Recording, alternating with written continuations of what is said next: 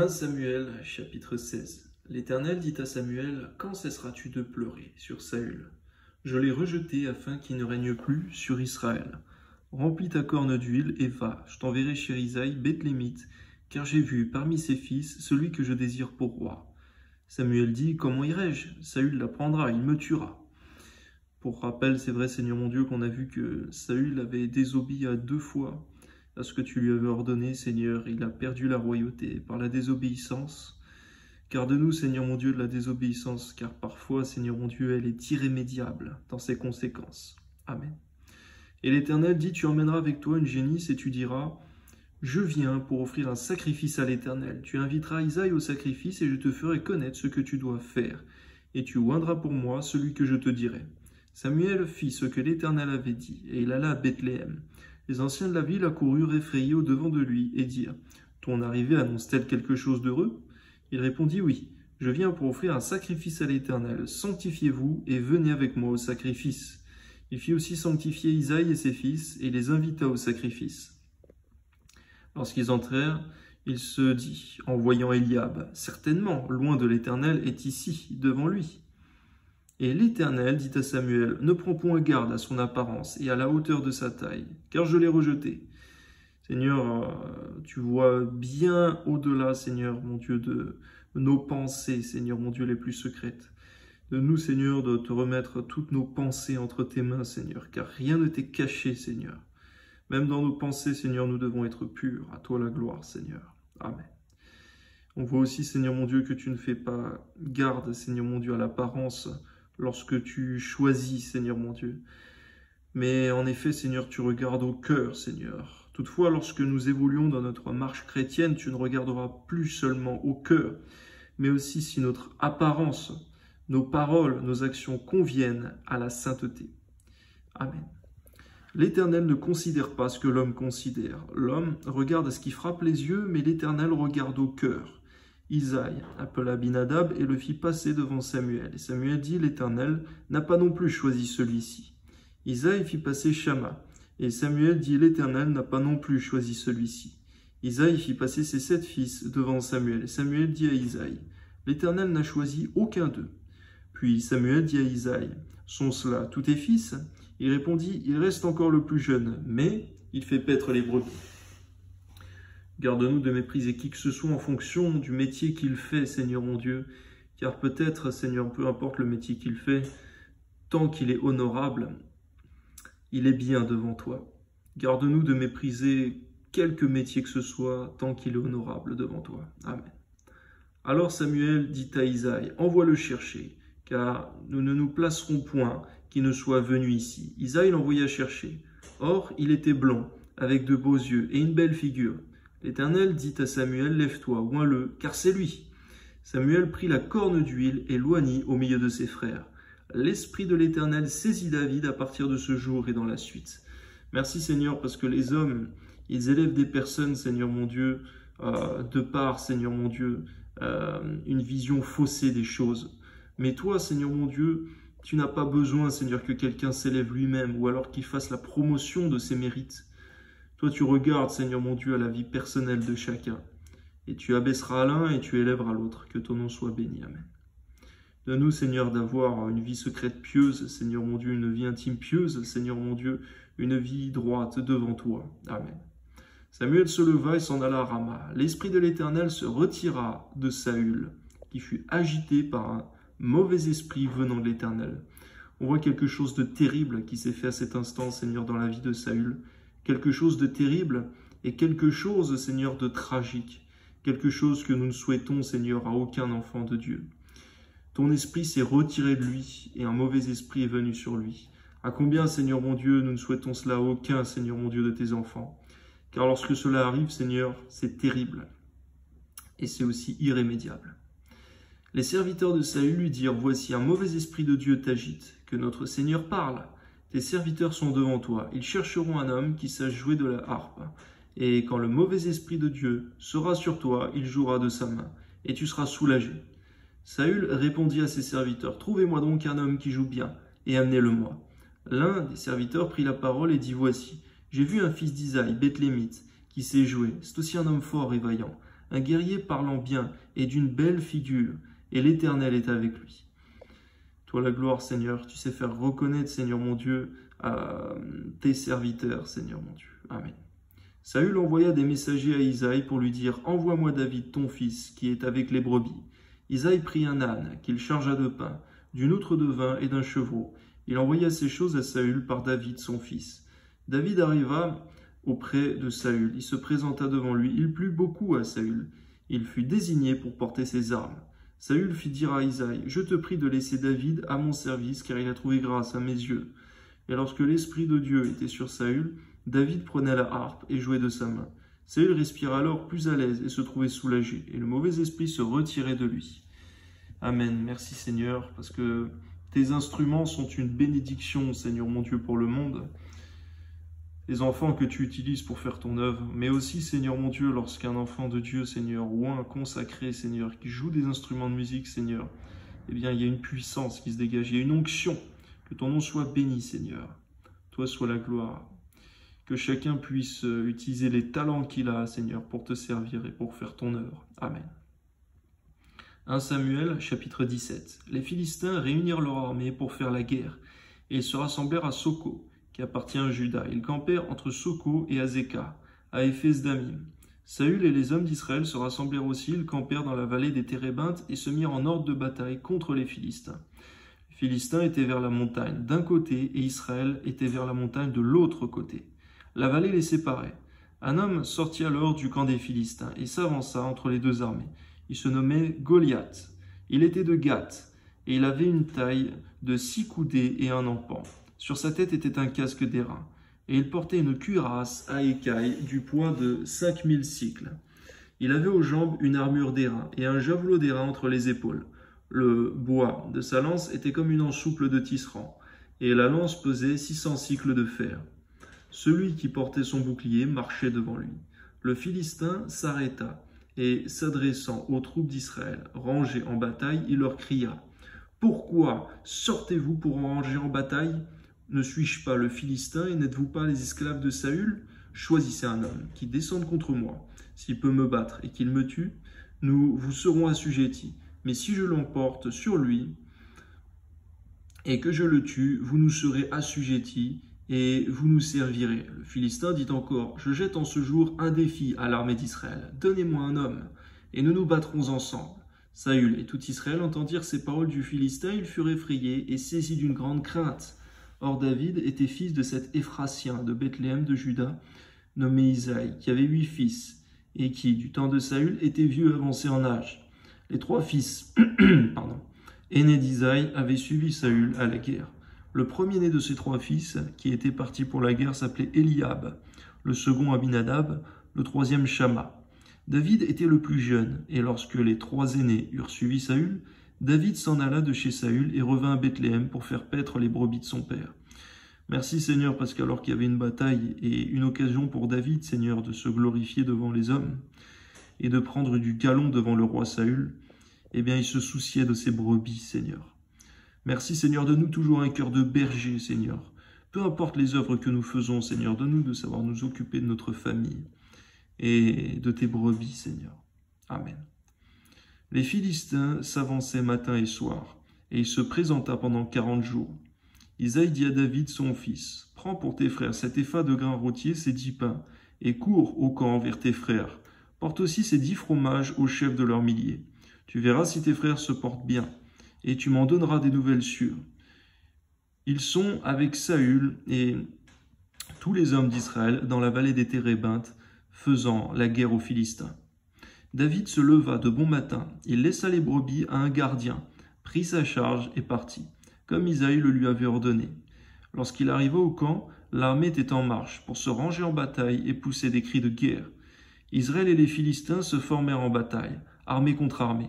David remit les objets qu'il portait entre les mains du gardien des bagages et courut vers les rangs de l'armée. Aussitôt arrivé, il demanda à ses frères comment ils se portaient. Tandis qu'il parlait avec eux, voici le Philistin de Gath, nommé Goliath, s'avança entre les deux armées, hors des rangs des Philistins. Il tint les mêmes discours que précédemment, et David les entendit. À la vue de cet homme, tous ceux d'Israël s'enfuirent devant lui et furent saisis d'une grande crainte. Chacun disait « Avez-vous vu s'avancer cet homme ?» C'est pour jeter à Israël un défi qu'il s'est avancé. Si quelqu'un le tue, le roi le comblera de richesses, il lui donnera sa fille, et il affranchira la maison de son père en Israël. David dit au jeune homme qui se trouvait près de lui, « Que fera-t-on à celui que tuera ce Philistin et qui ôtera l'opprobre de dessus Israël ?» Qui est donc ce Philistin? C'est un circoncis pour insulter l'armée du Dieu vivant. Le peuple, répétant les mêmes choses, lui dit, « C'est ainsi que l'on fera celui qui le tuera. » Eliab, son frère aîné, qui, l'ayant entendu parler à ces hommes, fut enflammé de colère contre David. Et il dit, « Pourquoi es-tu descendu? Et à qui as-tu laissé ce peu de brebis dans le désert? Je connais ton orgueil et la malice de ton cœur. C'est pour voir la bataille que tu es descendu. » David répliqua, « Qu'ai-je donc fait? Ne puis-je pas parler ainsi ?» Et il se détourna de lui pour s'adresser à un autre et lui fit les mêmes questions. Le peuple lui répondit comme la première fois. Garde-nous d'être comme Eliab, Seigneur mon Dieu, le frère de David, qui était jaloux, orgueilleux lui-même, Seigneur mon Dieu. Garde-nous, Seigneur mon Dieu, de jalouser qui que ce soit, et d'avoir, Seigneur mon Dieu, de mauvais soupçons. Ça ne vient pas de toi. Amen. Lorsqu'on eut entendu les paroles prononcées par David, on les répéta devant Saül, qui le fit chercher. David dit à Saül que personne ne se décourage à cause de ce Philistin. Ton serviteur ira se battre avec lui. Saül dit à David, tu ne peux pas aller te battre avec ce Philistin, car tu es un enfant, et il est un homme de guerre dès sa jeunesse. David dit à Saül, ton serviteur faisait paître les brebis de son père. Et quand un lion ou un ours venait en enlever une du troupeau, je courais après lui. Je le frappais et j'arrachais la brebis de sa gueule. S'il se dressait contre moi, je le saisissais par la gorge. Je le frappais, je le tuais. C'est ainsi que ton serviteur a terrassé le lion et l'ours. Et il en sera du Philistin, de cet incirconcis comme de l'un d'eux, car il a insulté l'armée du Dieu vivant. On voit, Seigneur mon Dieu, que tout le monde était dans la peur, mais cependant David, il avait le souci de ce que ton nom était insulté, outragé par Goliath. Donne-nous aussi de savoir nous indigner sainement, Seigneur, lorsque ton nom est outragé, blasphémé, surtout en public. Garde-nous de rester stoïques ou craintifs lorsque cela arrive. Donne-nous d'être comme David, Seigneur, de savoir avoir du répondant et reprendre sévèrement celui qui s'amuse à blasphémer. Amen. David dit encore, « L'Éternel qui m'a délivré de la griffe du lion et de la patte de l'ours me délivrera aussi de la main de ce Philistin. » Et Saül dit à David, « Va, et que l'Éternel soit avec toi. » Saül fit mettre ses vêtements à David, il plaça sur sa tête un casque d'airain et le revêtit d'une cuirasse. David ceignit l'épée de Saül par-dessus ses habits et voulut marcher, car il n'avait pas encore essayé. Mais il dit à Saül, « Je ne puis pas marcher avec cette armure, je n'y suis pas accoutumé. » Et il s'en débarrassa. Il prit en main son bâton, choisit dans le torrent 5 pierres polies, et les mit dans sa gibecière de berger et dans sa poche. Puis, sa fronde à la main, il s'avança contre le Philistin. Le Philistin s'approcha peu à peu de David, et l'homme qui portait son bouclier marchait devant lui. Le Philistin regarda, et lorsqu'il aperçut David, il le méprisa, ne voyant lui qu'un enfant, blond et d'une belle figure. Le Philistin dit à David, « Suis-je un chien, pour que tu viennes à moi avec des bâtons ?» Et après l'avoir maudit par ses dieux, il ajouta, « Viens vers moi, et je donnerai ta chair aux oiseaux du ciel et aux bêtes des champs. » On voit que Goliath, Seigneur, ne regardait qu'à l'apparence, au visuel et à l'aspect physique des choses. Il ne regardait pas l'aspect spirituel des choses, car véritablement, sur le niveau physique, il était bien plus fort que David. Mais cependant, avec lui, Seigneur, il avait tout un tas d'idoles et de démons, tandis que David, Seigneur, il y avait l'Éternel, Dieu Tout-Puissant, qui marchait avec lui. C'est vrai, Seigneur, que ton nom soit béni. Garde-nous de regarder à l'aspect esthétique des choses. Des fois, des personnes voient seulement un homme derrière un enfant de Dieu, mais ne voient pas la consécration qui est derrière lui, ainsi que Dieu lui-même. À toi soit la gloire, Seigneur, au nom de Jésus. Amen. David dit aux Philistins, « Tu marches contre moi avec l'épée, la lance et le javelot, et moi, je marche contre toi au nom de l'Éternel des armées, du Dieu de l'armée d'Israël que tu as insulté. Aujourd'hui, l'Éternel te livrera entre mes mains, et je t'abattrai et je te couperai la tête. Aujourd'hui, je donnerai les cadavres du camp des Philistins aux oiseaux du ciel et aux animaux de la terre. Et toute la terre saura qu'Israël a un Dieu. Et toute cette multitude saura que c'est ni par l'épée, ni par la lance que l'Éternel sauve, car la victoire appartient à l'Éternel. Amen. Et il vous livre entre nos mains. Aussitôt que le Philistin se mit en mouvement pour marcher au-devant de David, David courut sur le champ de bataille à la rencontre du Philistin. Il mit la main dans sa gibecière, il y prit une pierre et la lança avec sa fronde. Il frappa le Philistin au front, et la pierre s'enfonça dans le front du Philistin, qui tomba le visage contre terre. C'est vrai, parfois, Seigneur mon Dieu, on représente, on repeint, Seigneur mon Dieu, l'histoire de David et Goliath dans des films ou histoires et autres, Seigneur, comme un combat acharné, comme un combat qui a duré longtemps, et cependant, cela n'a duré que quelques instants, Seigneur, en un seul coup, car véritablement, Seigneur mon Dieu, ce qui compte, ce n'est pas la hauteur de la taille d'un homme, ni sa force brute, mais c'est la puissance spirituelle qui est derrière. En l'homme et l'esprit, comme dit ta parole, c'est aussi le Dieu qu'il sert. Toi soit la gloire, Seigneur, il n'y a aucun autre Dieu que toi, Seigneur. Et il n'y a aucun autre nom plus grand que celui de l'Éternel, que celui de Jésus-Christ. Amen. Ainsi, avec une fronde et une pierre, David fut plus fort que le Philistin. Amen. Il le terrassa et lui ôta la vie. Sans avoir d'épée à la main, il courut, s'arrêta près du Philistin, se saisit de son épée qu'il tira du fourreau. Le tua et lui coupa la tête. Les Philistins, voyant que leur héros était mort, prirent la fuite. Et les hommes d'Israël et de Juda poussèrent des cris et allèrent à la poursuite des Philistins jusque dans la vallée et jusqu'aux portes d'Écron. Philistins, blessés à mort, tombèrent dans le chemin de Charaïm, jusqu'à Gath et jusqu'à Écron. Et les enfants d'Israël revinrent de la poursuite des Philistins, et ils pillèrent leur camp. David prit la tête du Philistin et la porta à Jérusalem, et il mit dans sa tente les armes du Philistin. Lorsque Saül avait vu David marcher à la rencontre du Philistin, il dit à Abner, chef de l'armée, « De qui ce jeune homme est-il fils, Abner ?» Abner répondit, « Aussi vrai que ton âme est vivante, ô roi, je l'ignore. Informe-toi donc, de qui ce jeune homme est fils, dit le roi. » Et quand David fut de retour, après avoir tué le Philistin, Abner le prit et le mena devant Saül. David avait à la main la tête du Philistin. Saül lui dit, « De qui es-tu fils, jeune homme ?» Et David répondit, « Je suis fils de ton serviteur Isaïe, Bethlémite. » 1 Samuel chapitre 18. David avait achevé de parler à Saül. Et dès lors, l'âme de Jonathan fut attachée à l'âme de David. Et Jonathan l'aima comme son âme. Ce même jour, Saül retint David et ne le laissa pas retourner dans la maison de son père. Jonathan fit alliance avec David parce qu'il l'aimait comme son âme. Il ôta le manteau qu'il portait pour la donner à David et il lui donna ses vêtements. Au passage, c'est vrai, Seigneur, que parfois il faut faire de grandes œuvres, de grands prodiges pour que les hommes nous reconnaissent, tandis que toi tu nous reconnais, Seigneur, bien avant cela. Tu sais les projets, les desseins que tu as formés pour nous. Amen. Même son épée, son arc et sa ceinture. David allait et réussissait partout où l'envoyait Saül. Il fut mis par Saül à la tête des gens de guerre. Il plaisait à tout le peuple, même aux serviteurs de Saül. Merci parce que la grâce et la faveur est auprès de toi, Seigneur, et c'est toi qui la donnes à qui tu veux, à celui qui t'est agréable. Amen. Comme il revenait lors du retour de David, après qu'il eut tué le Philistin, les femmes sortirent de toutes les villes d'Israël au-devant du roi Saül, en chantant et en dansant, au son des tambourins et des tringles, et en poussant des cris de joie. Les femmes qui chantaient se répondaient les unes aux autres, et disaient « Saül a frappé ses 1000, et David ses 10 000. » Saül fut très irrité, et cela lui déplut. Il dit, on en donne 10 000 à David, et c'est à moi que l'on donne les 1000. Il ne lui manque plus que la royauté, et Saül regarda David de mauvais œil à partir de ce jour et dans la suite.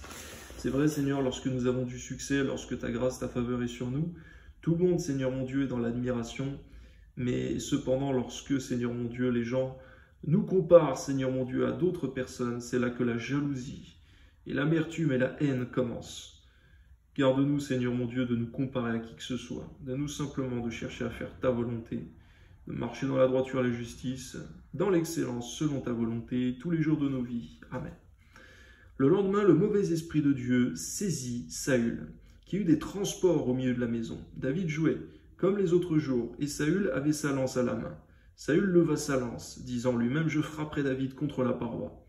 Mais David se détourna de lui 2 fois. Saül craignait la présence de David, parce que l'Éternel était avec David et s'était retiré de lui. C'est vrai, celui que nous avons à craindre, ce n'est pas celui qui est animé d'esprits mauvais, mais c'est celui qui a en lui l'Esprit Saint, l'Esprit de Dieu qui est tout-puissant. C'est lui qu'il faut craindre. Il l'éloigna de sa personne, il l'établit chef de 1000 hommes. David sortait, rentrait à la tête du peuple, il réussissait dans toutes ses entreprises et l'Éternel était avec lui. C'est vrai, c'est ce qui est le plus important, ce qu'on retiendra, c'est que tu sois avec nous, Seigneur. Amen. Saül, voyant qu'il réussissait toujours, avait peur de lui. Mais tout Israël et Juda aimaient David parce qu'il sortait et rentrait à leur tête. Saül dit à David, « Voici, je te donnerai pour femme ma fille aînée Mérab. Sers-moi seulement avec vaillance et soutiens les guerres de l'Éternel. » Or Saül se disait, « Je ne veux pas mettre la main sur lui, mais que la main des Philistins soit sur lui. » David répondit à Saül, « Qui suis-je et qu'est-ce que ma vie? Qu'est-ce que la famille de mon père en Israël pour que je devienne gendre du roi ?» Lorsqu'il arriva le temps où Mérab, fille de Saül, devait être donnée à David, elle fut donnée pour femme à Adriel de Méhola. Michal, fille de Saül, aima David. On en informa Saül et la chose lui convint. Il se disait, « Je la lui donnerai afin qu'elle soit un piège pour lui et qu'il tombe sous la main des Philistins. » Voilà la méchanceté de Saül qui ne tenait même plus à ses propres filles, Seigneur, qui souhaitait donner à David seulement pour que David meure. Garde-nous, Seigneur, d'avoir un tel cœur, Seigneur, et donne-nous de remarquer que lorsqu'un homme, Seigneur, commence à faire de telles choses, Seigneur, il ne peut être animé pleinement par l'Esprit Saint. Et Saül dit à David pour la seconde fois, « Tu vas aujourd'hui devenir mon gendre. » Saül donna cet ordre à ses serviteurs, « Parlez en confidence à David et dites-lui, voici, le roi est bien disposé pour toi, et tous ses serviteurs t'aiment, sois maintenant le gendre du roi. » Les serviteurs de Saül répétaient ces paroles aux oreilles de David. Et David répondit, « Croyez-vous qu'il soit facile de devenir le gendre du roi? Moi je suis un homme pauvre et de peu d'importance. » Les serviteurs de Saül lui rapportèrent ce qu'avait répondu David. Saül dit, « Vous parlerez ainsi à David, le roi ne demande point de dot, mais il désire 100 prépuces de Philistins pour être vengé de ses ennemis. » Saül avait dessein de faire tomber David entre les mains des Philistins. Les serviteurs de Saül rapportèrent ces paroles à David, et David agréa ce qui lui était demandé pour qu'il devînt gendre du roi. Merci parce que David, Seigneur, il n'avait pas de médisance à l'égard de Saül. Il n'avait pas même, Seigneur mon Dieu, de mauvais soupçons à l'égard du roi. Merci parce que David, Seigneur mon Dieu, cherchait uniquement à faire le bien, à te servir fidèlement et à respecter son autorité qui était Saül. Amen. Avant le terme fixé, David se leva, partit avec ses gens et tua 200 hommes parmi les Philistins. Il apporta leurs prépuces et en livra au roi le nombre complet, afin de devenir gendre du roi. Alors Saül lui donna pour femme Michal, sa fille. Saül vit et comprit que l'Éternel était avec David. Et Michal, sa fille, aimait David. Bon, effectivement, Seigneur mon Dieu, que lorsque un homme cherche à piéger un enfant de Dieu qui est devant toi irréprochable, il comprendra, Seigneur, que tu es avec lui, Seigneur, lorsqu'il verra qu'aucun piège ne fonctionne contre lui, tant qu'il reste fidèle à toi. Toi, tu resteras fidèle, Seigneur. Amen. Et c'est vrai que tu ne te renies pas, tu restes fidèle en tout cas. Saül craignit de plus en plus David. Il fut toute sa vie son ennemi. Les princes des Philistins faisaient des excursions, et chaque fois qu'il sortait, David avait plus de succès que tous les serviteurs de Saül, et son nom devint très célèbre. Toi la gloire, Seigneur mon Dieu, que ton nom soit béni, dans le beau nom de ton Fils Jésus-Christ. David, Seigneur mon Dieu, à ces moments-là précis, Seigneur mon Dieu, est pour nous un exemple. Un exemple non pas parce qu'il tue des gens, Seigneur, nous sommes, Seigneur, dans la nouvelle alliance, on ne doit point répandre de sang. On voit même que lorsque David a répandu du sang, il s'est privé lui-même de pouvoir construire le temple. C'est son fils qui l'a fait. Donne-nous de comprendre, Seigneur, qu'il est exemplaire en nous en ce que, Seigneur, son cœur était pur devant toi et devant les hommes. Et il était consacré à toi, Seigneur, dans la prière, la méditation de la loi. Amen.